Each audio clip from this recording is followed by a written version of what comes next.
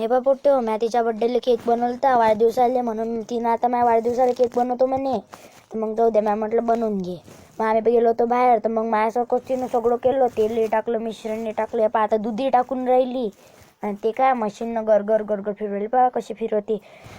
सगळं एकात्र केलं, पहा की मस्त केलं. एकटेच करू राहिली. पहा केलंही, ओव्हनमध्ये टाकलंही. याले काय म्हणतात क्रीम. ते पहा क्रीम कशी फेटते अशी त्या मशीननं. पाय कापून नाही राहिली माया, पहिले तर हेच कापून राहिली. माया राहिला वाढदिवस आणि हेच कापून राहिली पहिले. आता का आणि लाव म्हणा तेल चांगलं चांगलं लाव म्हणा तेल मस्त. अजून लाव म्हणा क्रीम.